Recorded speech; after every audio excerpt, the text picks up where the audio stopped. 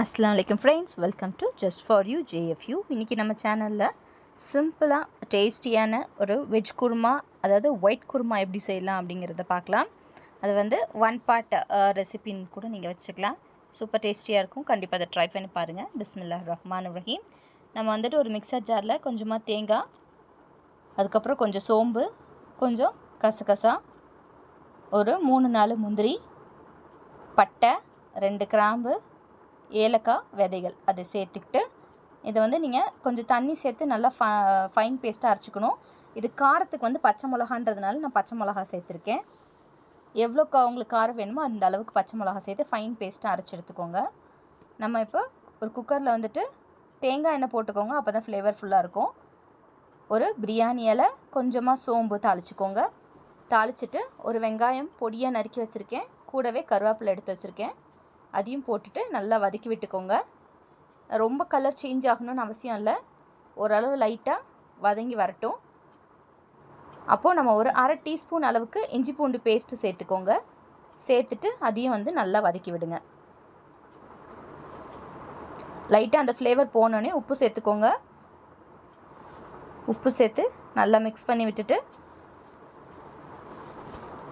இப்போது வெங்காயமும் உங்களுக்கு இஞ்சி பூண்டு பேஸ்ட்டும் நல்லா ஒன்றா வதங்கி வந்துருச்சு. இப்போ நம்ம வந்து கட் பண்ணி வச்சுருக்க காய்கறிகளை சேர்த்துடலாம். நான் வந்துட்டு பீன்ஸு, கேரட்டு, நூக்கல், உருளைக்கிழங்கு, பச்சை பட்டாணி இதை எடுத்து வச்சுருக்கிறேன். ஸோ இது எல்லாமே வந்துட்டு சின்னதாக நல்லா பொடியாக நறுக்கி வச்சுருக்கோம். அது எல்லாத்தையும் நம்ம சேர்த்துட்டு மிக்ஸ் பண்ணி விட்டுருங்க. நல்லா ஒரு 2 நிமிஷம் அதில் வதக்கி விட்ட பிறகு நம்ம தேங்காய் அரைச்சி வச்சுருக்கோம் இல்லையா, அந்த பச்சை மிளகா, தேங்காய், அந்த பேஸ்ட்டை வந்து இதில் நீங்கள் கம்ப்ளீட்டாக ஆட் பண்ணிக்கோங்க. ஆட் பண்ணிவிட்டு ஒரு 2 நிமிஷம் கிளறி விட்டுட்டு, கூடவே அந்த மிக்சர் ஜாரில் வந்து தண்ணியை அலசி இதில் நீங்கள் சேர்த்துக்கலாம். ரொம்ப தண்ணி ஜாஸ்தி சேர்க்க வேணாம், இந்த அளவுக்கு தண்ணி சேர்த்துட்டு நல்லா வதக்கி விட்டுட்டு நம்ம வந்துட்டு குக்கரை வந்து மூடி போட்டு ஒரு 2 விசில் வச்சு எடுத்துட்டிங்கன்னா உங்களுக்கு வந்து காயும் நல்லா சாஃப்ட் ஆகிடும். டேஸ்ட்டும் வந்து உங்களுக்கு ரொம்ப பிரமாதமாக இருக்கும். ஸோ வந்துட்டு மூடி போட்டு ஒரு 2 விசில் மட்டும் நம்ம வச்சு எடுத்துடலாம். ஸோ காய் வேகிற டைம் மட்டும்தான் இதுக்கு, மற்றபடி இது வந்து ரொம்ப நேரம் கொதிக்கணும் அப்படின்லாம் எதுவும் இல்லை. ஏன்னா எல்லாத்தையுமே நம்ம வந்துட்டு ஒன்றாவே ஆட் பண்ணிட்டோம்.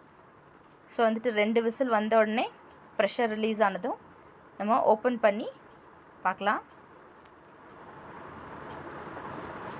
இது வந்து சப்பாத்தி, சேமியா இதுக்கு கூடலாம் வந்துட்டு ரொம்ப நல்லாயிருக்கும். அதாவது இடியாப்பம் அது கூடலாம் வந்துட்டு ரொம்ப நல்லாயிருக்கும். ஸோ ஹோட்டல் ஸ்டைலில் ஒரு வெஜிடபிள்ஸ் போட்டு ஒயிட் குருமா எப்படி செய்யணும் அப்படிங்கிறத இன்றைக்கி பார்த்துட்டோம். எப்படி இருக்குது பாருங்கள். ஸோ இது வந்து நீங்கள் சாப்பிட்றப்ப சப்பாத்தி காய்கறியோடு அப்படி சேர்த்து சாப்பிட்ற மாதிரி இருக்கும். இந்த தேங்காய் எண்ணெயில் நம்ம வந்துட்டு தாளித்ததுனால இன்னும் நல்ல ஃப்ளேவர்ஃபுல்லாக இருக்கும். ஸோ இதை கண்டிப்பாக ட்ரை பண்ணி பார்த்துட்டு எப்படி வந்துச்சுன்னு நமக்கு கமெண்ட்டில் சொல்லுங்கள். இந்த வீடியோ பிடிச்சிருந்தால் லைக் பண்ணுங்கள், ஷேர் பண்ணுங்கள், மறக்காமல் நம்ம சேனலை சப்ஸ்கிரைப் பண்ணிவிடுங்க. கூடவே பக்கத்தில் இருக்கிற பெல் ஐக்கானை கிளிக் பண்ணிக்கோங்க. அப்போ தான் நம்ம போடுற வீடியோஸோட நோட்டிஃபிகேஷன் உங்களுக்கு உடனுக்குடனே வரும். வேறு ஏதாவது வீடியோ தேவைப்பட்டாலும் எனக்கு கமெண்ட்டில் சொல்லுங்கள். வேற ஒரு வீடியோவில் உங்களை சந்திக்கிறேன். தேங்க்யூ, பாய்.